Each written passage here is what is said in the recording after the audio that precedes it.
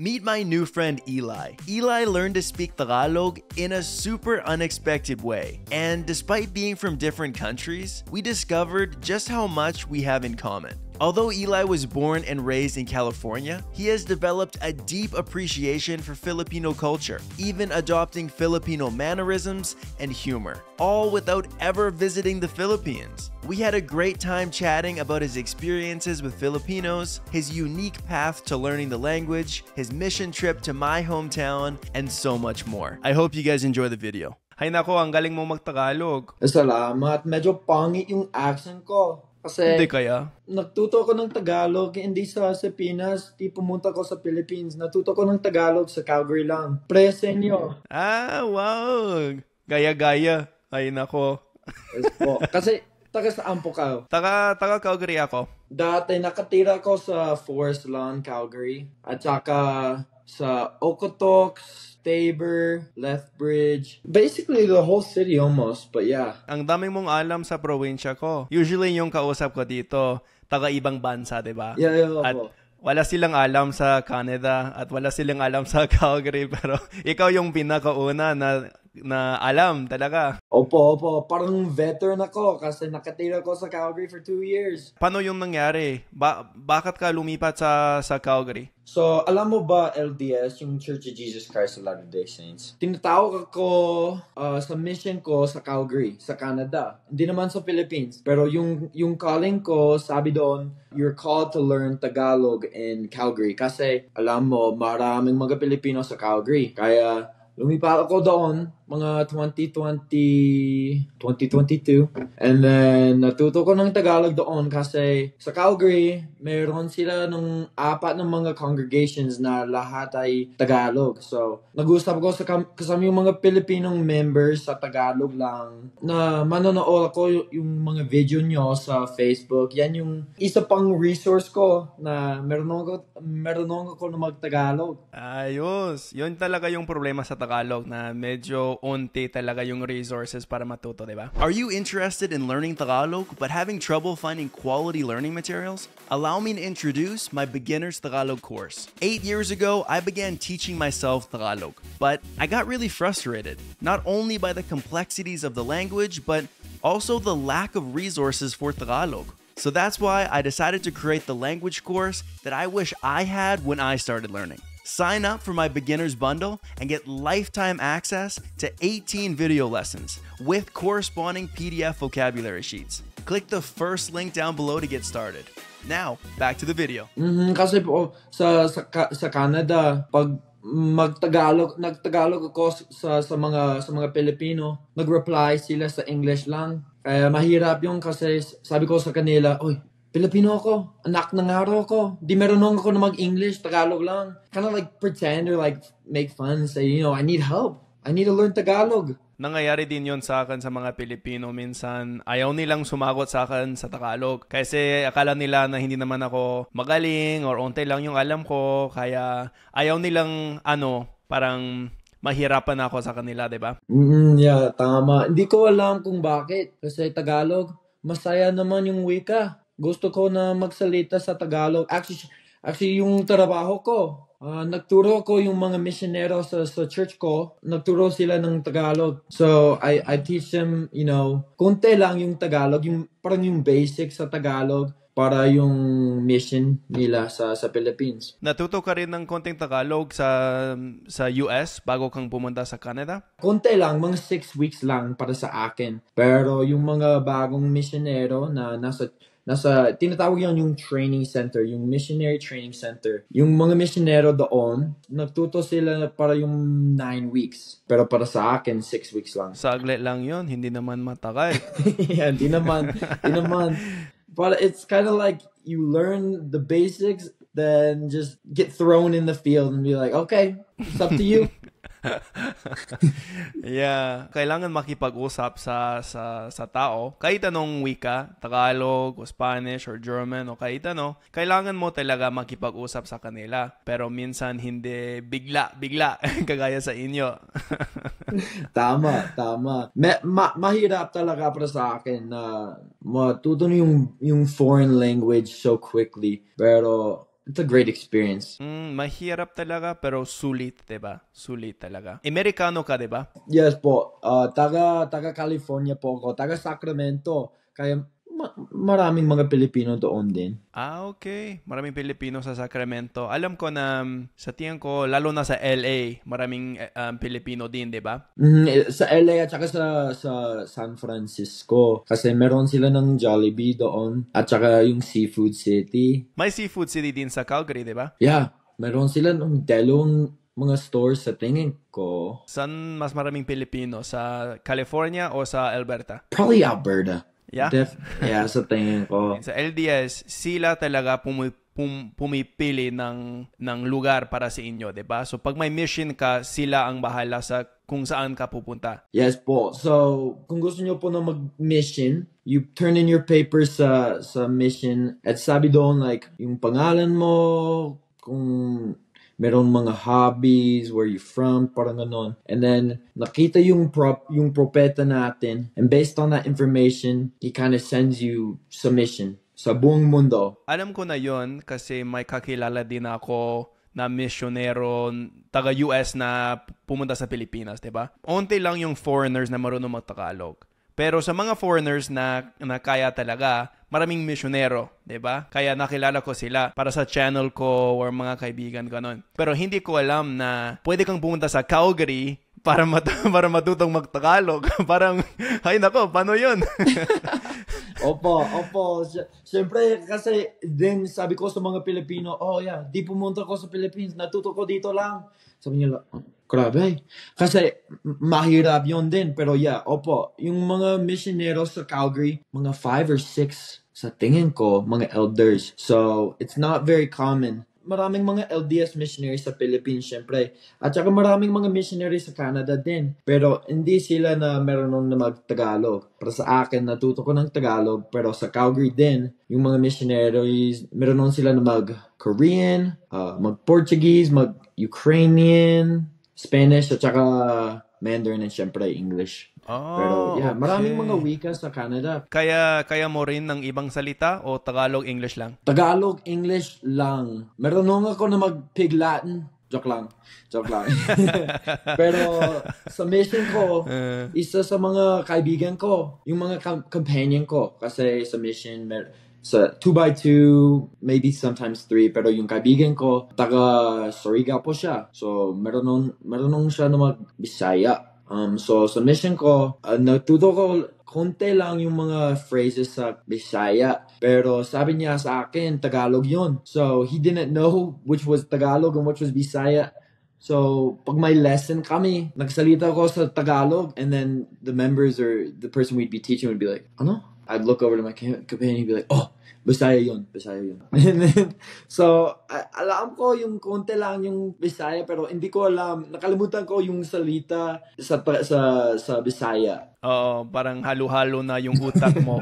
Bisaya, Tagalog. May tanong ako sa iyo. Sabi niyo sa video niyo dati na yung trabaho niyo, yan yung kung bakit meron kayo na magtagalog, diba? Ano yung trabaho na may maraming mga Pilipino dati? Kahit anong trabaho dito sa Canada sa tingin ko, pero lalo na yung mga trabaho sa customer service, maraming Pilipino. Kaya yung trabaho ko noon sa Sobeys, grocery store yun, diba? Oh, yes, Sobeys. Tapos maraming Pilipino talaga. Parang Pilipino kalahating katrabaho doon. Doon talaga ako na nakilala yung ex ko. So nagsimula ako matutong magtagalog para sa kanya. Diba? Kasi parang marites ako. Gusto kong malaman yung sinasabi niya. Para kausapin yung mga kaibigan niya. Parang nagpa-practice din ako sa mga katrabaho ko. Pero hindi lang yun. Marami pang trabaho na ginawa ko dati kung saan may Pilipino. So iba't ibang lugar.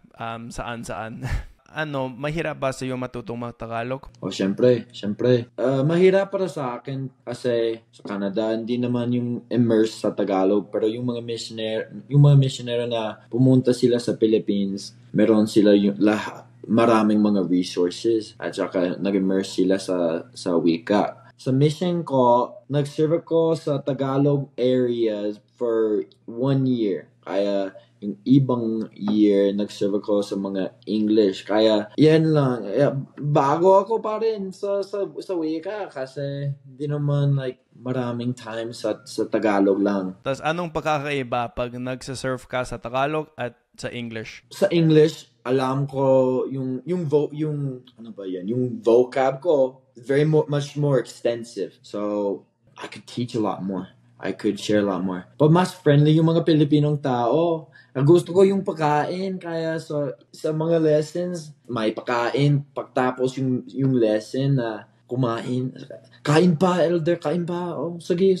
Salamat, tita. So, gusto ko yung culture ng Tagalog. Yung hospitality, yung love nila. Kailangan mo bang makipag-usap sa mga tao na hindi mo kakilala? O paano yon? Lahat. So, nagturo ako ng mga Pilipinong miyembro sa simbahan ko. Pero, nagturo ko sa yung mga Pilipino sa streets. So, araw-araw, ako at saka yung kasama ko, sa mga train stations lalo, we'd talk to Filipinos and, "Ay, Pilipino po ba kayo?" "Oh." Sinusubukan ko na matuto ng Tagalog. Sabi nila, "Oh, talaga, bakit?" Sabi ko sa kanila, "Oh, yung simbahan ko, mayroong kami ng Tagalog word." Pero yeah, a mix, definitely, halo-halo sa mga miyembro at saka sa mga di miyembro sila, pero mga Pilipino, syempre. Pag may kausap ako na Filipino, parang paulit-ulit talaga yung conversation, di ba? Kasi parehas yung gusto nilang malaman kung bakit ako matutong mag-Tagalog, kung nakapunta na ako sa Pilipinas, kung may lahing Pinoy ako, ganun-ganun. Kaya sa tingin ko, para sa inyo, mas madali ng konti kasi may icebreaker na kayo, 'di ba, sa Tagalog isa sa English. Pag Tagalog yung ginagamit mo, parang curious sila kaagad, 'di ba? Pero kunyari kung gusto mong magturo sa mga Canadian na hindi mo kakilala at sa English lang 'yon, walang icebreaker kasi hindi sila magugulat sa iyo na marunong ka mag-English kasi taga-US ka. 'Di ba? Tama. I found on my mission, interesado sila talaga, yung mga Pilipino na bakit meron ako na mag-Tagalog, kung bakit meron ako na mag-Tagalog. Kasi di pumunta ko sa Philippines, taga California ako, puti ako. Sabi nila sa akin, bakit meron ako kayo na mag-Tagalog? Sabi ko sa kanila, "Oh, anak ng araw po ako." Sabi niya, "Talaga?" "Oh, joke lang. Yan yung icebreaker din. Yung mga jokes. Oo, parang Filipino style talaga yun, 'di ba? Kahit yung kunyari, kamusta ka na? Ayos, pogi pa rin. Gusto nila yun, 'di ba? Oh. Yeah, po. I use that one too. Pogi pa rin. Oh, by the way, nakita ko yung mga video nyo sa Facebook. Gusto ko yung mga subtitles kasi at that time, sinubukan ako na mag-Tagalog, syempre. So, nanood ako yung mga video at like, cover the subtitles to like, oh, ano sabi nila? Oh, okay. Kaya, kasi, ang galing yung accent nyo din. Like, minsan, nakita ko yung video, sabi ko, oh, kailangan ko yung accent niya. So, mag-practice ako yung accent. Kasi, puti kayo. Pero, puti ako. And mahirap na mag-practice yung accent. Kasi, alam mo ba, medyo mahirap yung Tagalog accent. Na, you don't want to sound puti, diba? So, I loved watching your videos kasi it helped me like, okay, this is a good accent. This is what I want to model my accent after. It was very, very, very helpful sa akin. Wow, okay. Maraming salamat sa iyo. Magaling ka rin. You're a good student. ang galing talaga ng accent mo. Salamat. Pumunta po ba ka sa Philippines? Nakapunta na ako sa May. Talaga? For how long? 3 weeks lang. Yun talaga yung pinakaunang beses ko doon sa Pilipinas. Kaya nag-record ako ng maraming content, di ba? Pero ikaw, hindi ka pa nakapunta sa Pilipinas? Hindi pa. Gusto ko yung, pero medyo mahal yon yung plane tickets, diba? Pero yan yung bucket list item ko na gusto ko pupunta sa Philippines sana next year. Ano ba sa'yo? Anong pinakamahirap sa Tagalog para matutunan? Sabi mo na mahirap yung accent, pero yun talaga yung pinakamahirap o meron pa? Ito naman yung pinakamahirap. Para sa akin, mahirap talaga na yung sentence structure, syempre maraming congregation. Diba? Mahirap yon sa beginning na memorize. At saka yung mga salita. Kasi noon nasa MTC ako sa beginning ng mission ko para yung 6 weeks. Natuto ako yung basics talaga. Pero yung mga salita ay medyo malalim. Kasi yung ebanghelyo ng vocabulary ay medyo malalim, diba? Kaya yung salita para sa faith ay pananampalataya. Medyo mahirap para sa akin na pronounce yung salita na yun.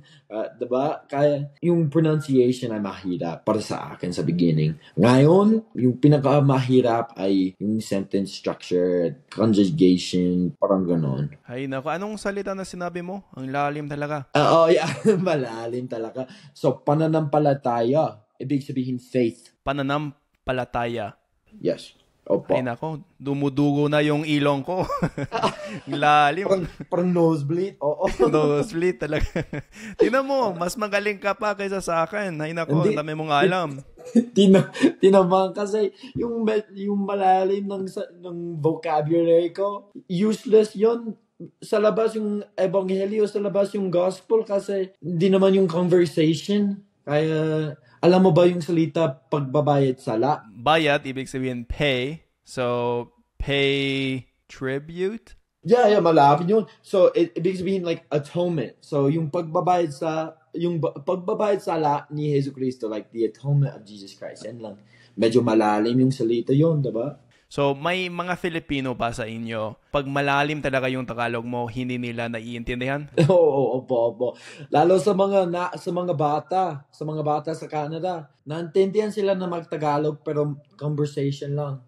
Tsaka yung mga Pilipino sa Canada, minsan they've been there for a while. Like pumunta sila sa Canada mga 15, 20 years ago, kaya di naman ginagamit nila yung Tagalog, mag-English lang. So, they don't use that deep Tagalog that alam ko na natuto ko ng MTC, ng Training Center. Mas madali na mag-Taglish sa mga lessons sa mga Pilipino din. Kasi syempre, alam nila na mag-Taglish, alam nila na mag-English, at gusto ko na mag-Tagalog din. So, kind of meet in the middle. Yeah, pero yun talaga yung pinaka-natural sa mga Pilipino. Kahit Pilipino, sa isa't isa, may hinahalong English.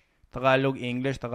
Normal yun. Minsan, pag sinusubukan ko talaga magsalita ng purang Tagalog, hindi naman natural yun sa mga Pilipino. Diba? Sinasabi nila, ay naku, bakit ganun siya nagsasalita? Bakit medyo malalim yung Tagalog mo? Diba? Nagbasa ko ng Biblia. Yan kung bakit. Masyadong academic bigla. Ay nako. Sa MTC, natuto ako ng basics lang sa gospel. Sa field, sa mga bansa. That's where yung mga missionero, that's where they learn the conversational, the ones they're actually going to use every day. Sabi mo na maraming Pilipino talaga sa California. May alam ka na tungkol sa kulturang Pilipino bago kang pumunta sa Canada or hindi naman? Hindi naman. Kasi when I got my call, akala ko Tagalog.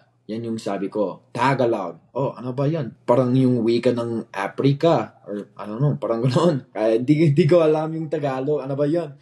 Nakalimutan ko na yung Philippines ay isang lugar talaga. Kasi di pumunta ko doon. Like, when you put your mission papers in, you guess, you're like, oh, hulaan mo kung saan pupunta ako. And then I was like, oh, maybe parang Germany, Europe. And then, nagbasa ko yung call, sabi doon, Calgary, Canada, Tagalog speaking. Sabi ko, ano ba yun? So, di ko alam anything sa Filipinong culture. Kaya pagkatapos, nag-receive ako yung Tagalog or yung call, nag-aaral ko lahat yung mga bagay sa Filipinong culture. Parang balut. Ano ba yan? Anong balut? Anong dinaguan? Parang ganoon. Anong mano po? Ano ibig sabihin mano po? Siyempre yung mga cultural things. Sabi mo na mahilig ka sa pagkain na Pilipino. Anong paborito mong pagkain? Balut. Joke lang. Hindi naman balut. Natikman mo na yun? Yung balot? Yeah, opo. Yeah, I tried twice. Okay lang. Sabi ko sa kanila, oy, may allergy ako sa mga ilok. Okay lang. Pero, ayaw mo. Ayaw. Respectfully, ayaw ko. Respectfully lang. Okay lang yun. Hindi kailangan. Oo. Pero, Siyempre, yung lumpia, yung favorito ko. Gusto ko yung sisig din. I tried that a lot on my mission. Adobo, chicken adobo, siyempre. Yeah, yan yung favorito kong, yung favoritong pagkain. Pero sa inyo, ano po yung favorito mong pagkain, kuya? Alam mo ba yung paborito ko? Lumpia tsaka sisig din. Alam mo, parehas talaga tayong dalawa. Ikaw, natuto kang magtagalog sa Calgary sa mga Pilipino. Ako din. Diba? Puti, tayong dalawa. Hanggang May, hindi pa ako nakapunta sa Pilipinas. Ikaw din, hindi ka pa nakapunta sa Pilipinas. Yung paborito mo, lumpia tsaka sisig. Ako din, parang kakambal. Kakambal tayong dalawa, diba? Kambal Kambal. kami. Parehas talaga. Ay, nako. Siyempre, yan kung bakit sa mission ko, nakita ko yung video, sabi ko, talaga, parehas sa amin, sa mga kaibigan ko, kasi di pumunta kami sa Philippines. Taga Utah yung kaibigan ko, taga California ko, taga Arizona, parang ganoon. Pero natuto tayo ng Tagalog sa Canada. Anong paborito mong bagay tungkol sa kulturang Pilipino? Binago yung mga Pilipinong tao ang buhay ko. Talaga. Kasi bago yung mission ko, I was very much so different. Doing not the best things I could be doing. And mahirap talaga yung buhay ko. Kaya nag-decide ako na nag-serve yung mission. Pumunta ako sa Canada and natuto ko ng Tagalog. Mahirap yung mission ko talaga. Pero at the same time, yung mga Pilipinong tao, they taught me how to love, how to be humble, how to turn to God. Kasi religious sila talaga. They really taught me what humility, love, and charity looks like. And that's something I can never repay them for. It's part of the reason kung bakit nagturo ako ng Tagalog at gusto ko na mag-Tagalog. I want to, do lahat yung mga Tagalog bagay. Gusto ko na pumunta sa Philippines. Because every time I'm in the presence of Filipinos, and maybe praise din sa inyo, it reminds me so much of why I learned this language and why I love the Filipino people.